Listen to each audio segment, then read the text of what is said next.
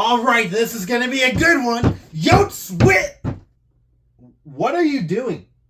Trying to build a shelf. Need a measuring tape? Nah, I think I got this. Huh. You know what they say. Measure twice, cut once.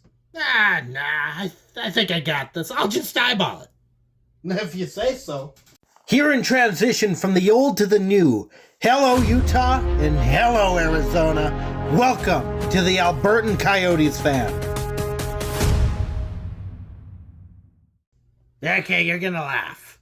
Yeah, what? It, doesn't fit. Told you. For real this time, Yotes win 2-1 in overtime against the Boston Bruins. A Boston Bruins team that is actually good. It's quite comparable to the Rangers game that we saw not too long ago in terms of the team that we were dealing with. And quite honestly, I was not expecting to win this game. I was not expecting a point to come from this game, let alone two. And though we did start off with a bit of a slow start, which, you know, you're never happy with, but it happens. It's okay. We got straight to work really quickly off that opening draw. It took like a couple minutes to really figure out, oh, this is the Bruins. This isn't the Blackhawks. This is a team that knows how to play. And we got into it. So let's get into it. First period, and the first thing I want to note is we are without Sean Dursey, and we're without John Marino. I think his first name's John. I'm pretty sure his first name's John. If not, his name is John now. But they're both out on an injury. And those two are, quite honestly, I went back and I looked at some of his Marino's replays in New Jersey. No, he is a very good defenseman.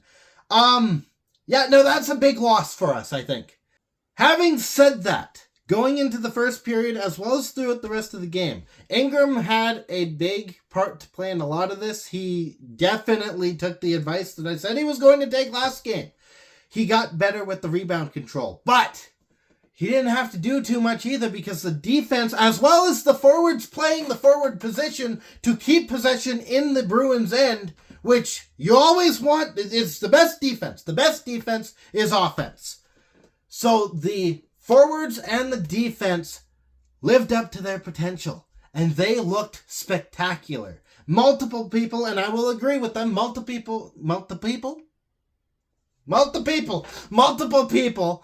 have come out and said that this is the best showing that Utah has shown so far in the season. And it's a young season, but that's still a high compliment. That said, unfortunately, and I'm looking at my notes right now, there wasn't exactly much that happened in the first period. I mean, there were chances for both sides that Swayman and Ingram both had to deal with. But as far as like big notable things that impacted the score or the game, not much really happened. I do want to give credit before we move on to the second period, though, that the rookies, they're doing spectacular. There were a couple plays in this period. Genther, obviously the guy who can tee up a wicked shot. He got his chances and he made them count. He did really well. Cooley as well with his technical skill to get around everyone. He had a couple drives. He had a couple chances to really make some damage on the Bruins line. He's quick. And multiple times in this game, he almost burned the Bruins. Doan getting physical, that's a good sign as well. We need some of that, especially against a team like Boston, who, by the way, is very good at getting under their opponent's skin. They are very good, very good. I was very not happy with them in this game. They're good at getting you pissed off. They're good at pissing you off, is what I'm trying to say, I guess. If it's not how gritty they play, it is how dirty they play. They play dirty in a clean way. I don't know how that makes any sense. I don't know how to explain that other than that, but that's what it is. They play dirty in a way that they don't get burned for it. So to have some people who can go after that and make them pay when the refs won't do their job, which happened on both sides in this game, that's a gift. That's a blessing to have on a team. But we move to the second period. So we get into the second period where we get our first goal. Unfortunately, it's not for the Yotes, it is for the Bruins.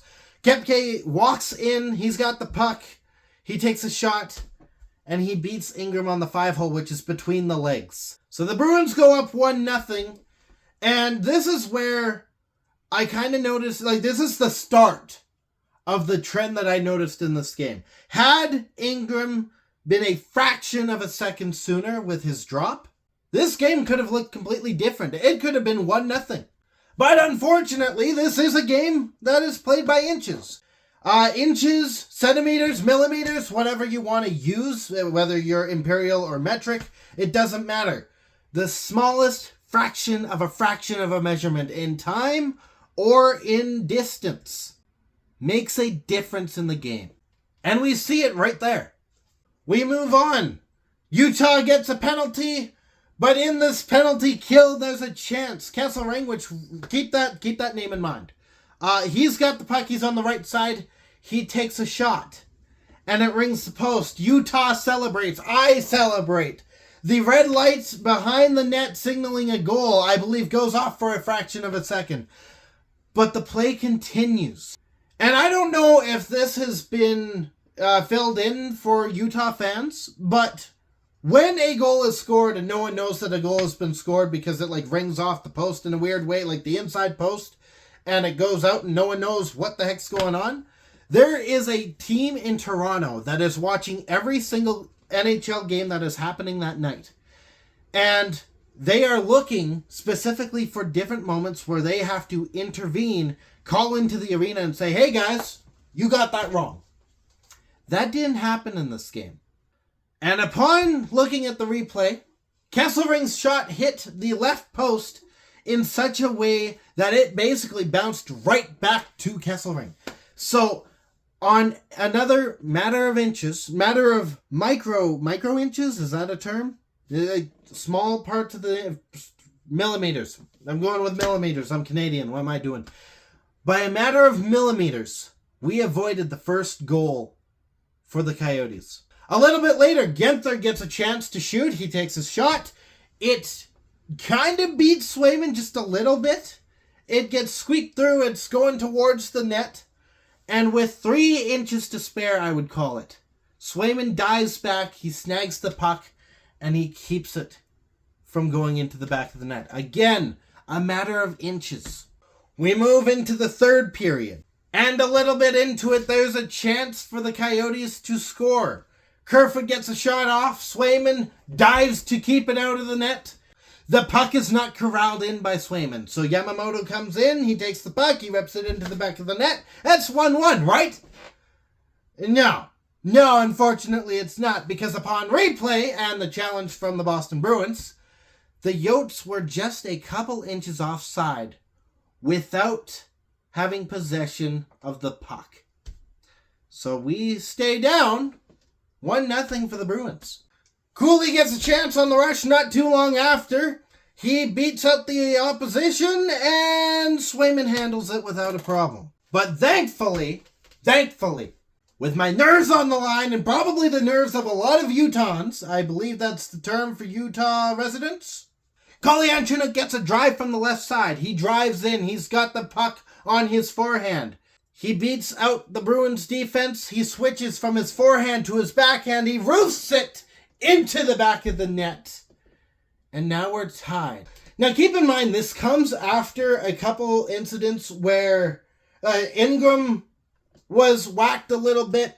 The refs missed some calls that went in Boston's favor. Castell and Bortuzzo got into a bit of a hug fight sort of thing where it was basically a hug. It was a glorified hug that had no happiness, joy, or love involved after a hit that Castell made on Cooley. There was a lot emotionally in this game that was probably really ramping up on the players, really ramping up on the fans, really ramping up on me. Things that, quite honestly, would have gone over, like it would have overflowed had this goal not happened. And it happened with about 5 minutes left to go in the period. Nearing the end of the period, there's one more chance, really, that the Coyotes had to break the tie and make sure that Boston couldn't go home with a point. And that was a deflection off of a rogue puck that hit Kerfoot, and it went just 2 inches wide of hitting the post. So call it 3, maybe 4 inches wide from going into the back of the net. But this one needs extra time, so we go to overtime where early on, Pasternak goes down for a trip. And we go through this penalty kill. There's a lot of chances. The Bruins are really good at getting the puck out. There's not much for sustained pressure because the Bruins are just that good at getting in the lane and getting all up in your face. But right at the end of the power play, just as Pasternak was leaving the penalty box to join the play, Cooley's got the puck on the left side. He finds Kesselring. Yes, Kesselring again on the right side. Same spot that he took the shot from the first time he had a chance to score. But this time, he doesn't hit the post. He rips it and it goes into the back of the net. And the Yotes win 2-1. And that's the game. And really, there's not much to say about it. The Coyotes played exceptionally well. The Bruins, they didn't look like they were in it as much, especially in overtime. They weren't in it as much as they normally would be. Whether or not they figured, oh, well, we'll save our energy, we'll get 2 points where it matters down the line or whatnot. I don't know what it was. But Boston just didn't have that edge that they tend to. Good news to note, there were no fingers bitten off in this one. For those who don't know, when this franchise was still in Arizona, someone, I believe it was an Arizona fan, had a finger bitten off because some things happened in the fans. It was not good. But no, things were kept clean. And yeah, I don't really know what else to say on this one. It was just good hockey. It was good, level-headed hockey.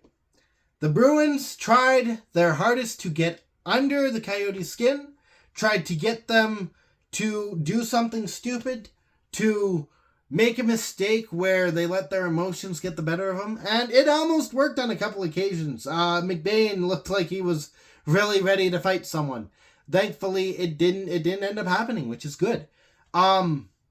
We ended up keeping our heads clear. And I think that was the difference in this game. That was the thing that really drew the line between winning and losing, I think. We never gave up on the play. Even when it was starting to look like the game was not going to go in our favor, we made it work. So that's it. That's it. It feels weird being this calm on a video. It really does. I like being like either really excited or really not excited. Really angry, actually. I'm used to that. It's very odd to have a game where I can just be like, yeah, we played good. That's all you can ask for. So, on Tuesday, another 2-day break, we play the Ottawa Senators. So I'm going to go hibernate for 2 days. In the meantime, stay howling and go Yotes. Thank you so much for watching. If you liked what you saw, you can hit the like button. You can hit the subscribe button. You can leave a comment. I'm going to say this one this time. You can leave a comment saying how much you liked the video. If you didn't like it, you can hit the dislike button. That's an option there for you. You can tell me in the comments why you didn't like it. Maybe I'll improve it. I like constructive criticism. It's good. Share this with your friends. And as always, I'll be back.